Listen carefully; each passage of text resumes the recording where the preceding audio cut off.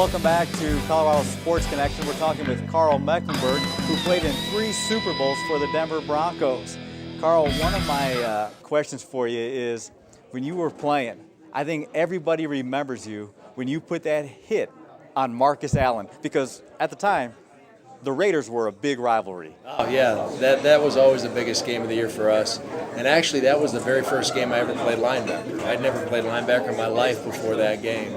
The team came to me before my 3rd season there with the Broncos. That was 1985. Said, you know, you're doing a great job as a 3rd down pass rusher and a special teams player, but we think you can help the team if you play linebacker. Never done it. Very different jobs. You know, you down lineman, you're taking steps forward, trying to reestablish that line of scrimmage. Your focus is real tight.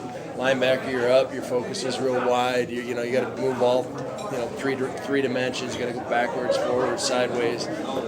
So it was a different job, but I figured I'd give it a shot, and they taught me how to do it. Merle Moore did a great job coaching me. I went into that training camp as a linebacker. Practice, I'm a linebacker. Meetings, I'm a linebacker. Get to game time, I'm a 3rd down pass rusher and a special teams player until somebody got hurt. Rick Dennison got hurt before that game. It was the 10th game of the year. And I got a chance to play linebacker, got out there, and things were going too fast at first, but I'd worked hard at it. I was settled in and started making plays, and I had that big hit on Marcus Allen. They still show that on highlight films. The Fox television program, the Fox Sports List, listed as one of the top 10 hits in NFL history. I didn't even know what I was doing, but I was a linebacker. It was there inside of me, and I had to have the courage to try something new. Because I'd seen guys get their position changed and end up losing their jobs right after that. This was it was a big step for me, but it was the right place to be, and that's who I was. And from then I played 6 more games as a linebacker that year. The 7th was in the Pro Bowl as an All-Pro linebacker. So that's where I belong. Now, I have to ask you this question, because when you're watching the game today and you hear announcers saying, well, such and such a player has gone to a different position and it's going to take him time to adjust, what goes through your mind? Because you did it like that. Well, I played all 7 defensive front positions for the Broncos. They moved me around depending on where they thought the ball was going, and I know how difficult it is to make those changes. Every single position has a different place of focus, different steps, different assignments, different responsibilities, and it's a challenge. I'm dyslexic, which means I don't know my left from my right, so I could play on one side, or it didn't matter to me. I didn't know, I didn't care. So that helped me, and the fact that I was able to be in a system like Joe Collier put together, where they would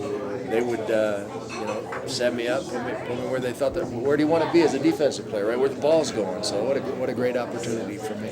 Well, what was it like playing under Joe Collier? When you take a look at today's defenses and then you look back at the Orange Crush, you guys were something special. The things that are the new rage in the league, the 3-4 defense, the dropping linemen out, the man in the zone, all this stuff we were doing back in the 80s. I mean, Joe came up with that stuff, really, and he built the system around the people we had. We had some really bright guys.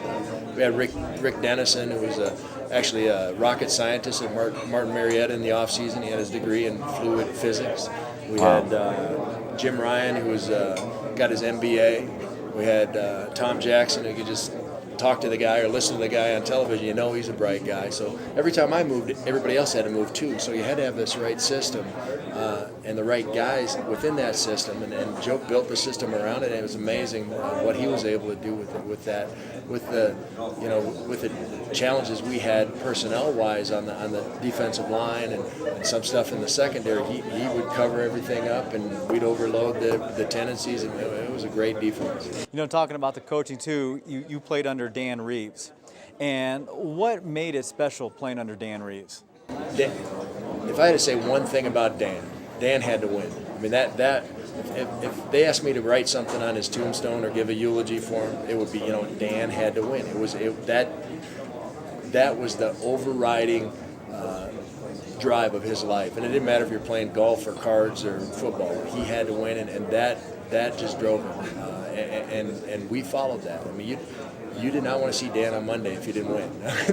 It was prevalent throughout every day, every minute of every day was all about winning. And when you have that kind of drive and you're a leader like Dan was a leader, you're going to win a lot of games. Well, we definitely miss seeing his red face at times on the sidelines. And but we're going to take a break, and when we come back, we're going to talk about some of your games, such as the drive and a very memorable Monday night game against Joe Montana. When we come back, we'll continue our talk with Karl Mecklenburg right here on Colorado Sports Connection.